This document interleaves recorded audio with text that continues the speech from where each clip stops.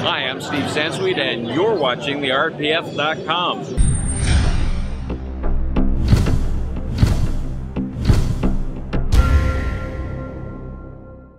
Hey, this is Star Wars Chick for the RPF.com, coming at you from Comic-Con 2011, and I'm in the EFX booth, and today we're going to talk with owner Bryan Ono. Hey RPF, I'm here with Bryan Ono, and Bryan is the owner of EFX. Thank you so much for talking with us, Bryan. No problem. So tell us a little bit about your background and how is it that EFX came to be? It depends how far back you want to go. But right out of college, I actually designed pool heaters, which has a direct correlation to prop replicas, obviously. But ultimately what I wanted to do is I wanted to work for a toy company. And since I went to UCLA, Mattel was a local toy company. And every time I drove by the freeway, there was Mattel. And I said, someday I'm going to work there, someday. And so I just kept trying and trying and trying. And ultimately, I was given an opportunity to work for Mattel. Oh, how incredible. What did you do for them? Actually, I was a product development engineer. Worked in the preschool line, which is not that exciting, but, That's you know, fun, yeah. A rattle with a bunny, you know. And then after Mattel, when we got laid off because of the Master Universe kind of wasn't selling as well, then I actually went to Whammo, for the slip and slides and the Mori Boogie bodyboards and frisbees and things like that. Then after I left that, I actually went back to Mattel because the toy industry is actually very ancestral. We just keep going around and circling around and around and around.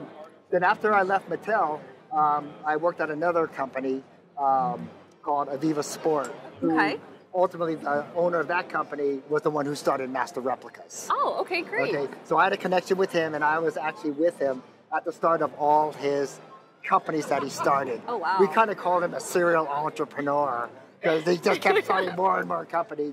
So we did, like I said, we did Wild Planet Toys, which is still around, very successful.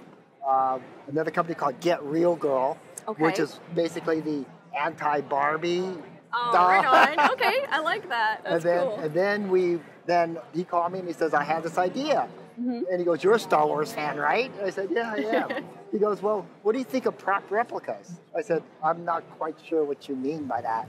He goes, well, I've been offered a proposal to make products that are exact replicas of the props you see on screen.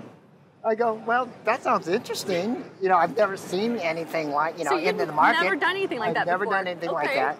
And so he goes, well, can you help me? So I said, sure. You know, that sounds interesting. Especially because it was Star Wars. Yeah, definitely. Right? So we started Master Replicas in 2001 in the fall, where we were having meetings at actually the Ultimate President's house. That's how we were doing it.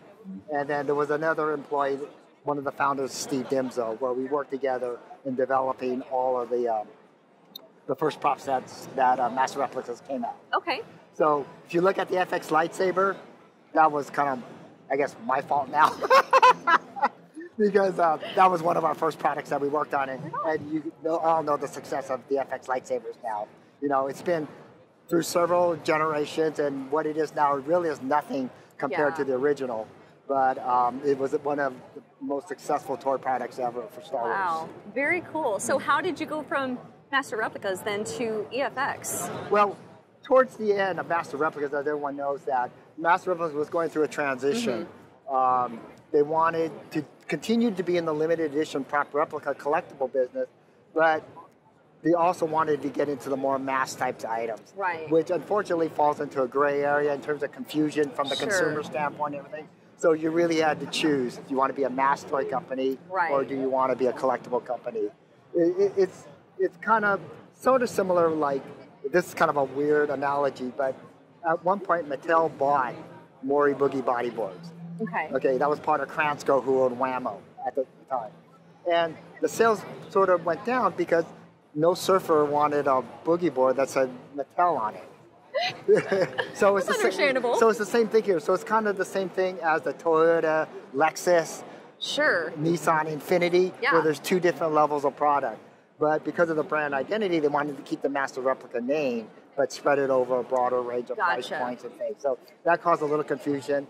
And I think ultimately we kind of lost focus on the high-end collectibles, and they tried to focus more on the mass because That's where the dollars went. Okay. And so that's where EFX has kind of taken over. That's where EFX has kind of taken over, where we focus specifically on high-end collectibles. Great. Fantastic. So what license do you guys currently hold for EFX? Well, obviously, we currently have Star Wars. Yeah. We have Star Trek, the original series. Okay. We have Battlestar Galactica, the original series. And we have Disney. Now, if you notice in our arsenal, so to speak, of licenses, that you can see that we only take licenses that have a history. We're really not interested in doing new properties. Gotcha. Because the people who buy our product are the ones who are very familiar with the movie and all the props associated with it. So new movies don't have that advantage because nobody knows what's in it. Sure, and absolutely. anything that does catch on will be after the fact, not prior to the fact, prior to the release of the movie. And also, today, films and entertainment is very different, where the life cycle of the product is very short. I mean, if you're approaching summer, you have these tentpole movies released like every 2 weeks. Yeah, exactly. Where back in 1977, Star Wars was in the theater for a year. Forever, exactly, exactly. So it actually it offered an opportunity to fans to really, for lack of a better term, form a relationship with the thing and really become intimately involved with the film. Which thus lends to wanting to own a piece of the movie. Definitely. Which then defines We all the Darth wanna do. Replica. Right.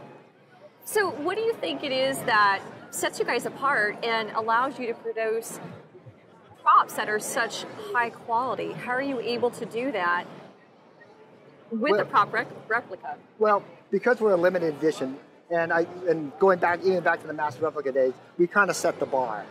Okay, and obviously we're trying to move forward and keep raising the bar, but we have very strict quality control, and there's a certain expectations amongst our consumers of where our quality lies, and obviously we'll never disappoint our customers.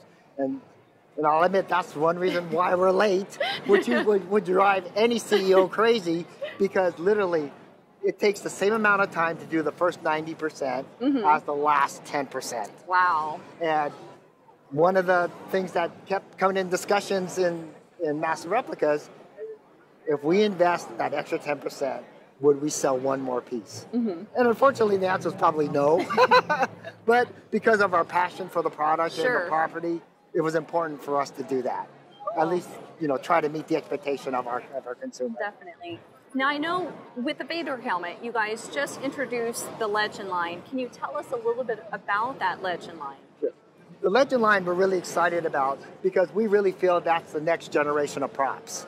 Okay, up to this point, we've done it several different ways in terms of developing a prop replica, but most of it was dependent on technology. Right. So like scanning, 3D modeling, and things like that. Where with the Legend line, it actually has direct lineage back to the original prop. Oh, that's amazing. Okay, so now you can't get any more accurate than that. You're kind of almost getting a piece of it without actually having to buy something like that. Exactly. So all the imperfections, everything else that was associated with the original prop is there. We didn't make anything up. So for the Vader helmet, for example, Lucasfilm actually allowed us to make a mold from Rick Baker's original mold in the archives. So there was no scanning. We didn't make anything up. Wow. If it's there, it's there. If it's not there, regardless of what anybody else said, sorry, it's not there. What an amazing experience and kind of a once-in-a-lifetime opportunity to be able to do something like that. I mean, that's incredible. Well, it's actually like looking at the Holy Grail. Yeah, exactly. How many opportunities do you have to actually touch these things? I mean, that's one thing that I feel really privileged about, is when you go to the museums and display, it's behind a big glass case. And you can look at it, but in the archives, you could actually touch it. Gives me goosebumps. That's very cool. And break it sometimes too. Yeah. Hopefully not, right? Yeah. How cool. So what other products are you guys planning in the Legend line? Can you tell us anything about that? Well, we're working on the Stormtrooper helmet. We're actually very fortunate. We actually found one of the original hero helmets from A New Hope, which it's incredible. They say there's only 6 made. Wow. Unfortunately, we don't know where the 6 are. One is in the Lucas archives, but it's not whole. It's missing pieces. Right. And then, so this is the only one that we know of that all the pieces are still there. Gotcha. Okay. So all the discussion about what color the lens is and all those other things can now be answered because now we have a physical helmet to show. So we were allowed to actually take that helmet apart, cast the inside. Wow. And we're now going to be able to remake the original hero style helmet with actual molds. That's pretty incredible. Any other sneak previews you can tell us about for the Legend line? Well, actually, there's a couple other helmets where Lucasfilm has been gracious enough to allow us to actually do the same thing. That's incredible. I can't exactly say what they are right now. So they need to stay tuned to see what those are, but we've got some good stuff coming, right? Yeah. Very cool. Of course, cool. when you deal with, you got to get to the legal part first. Definitely. So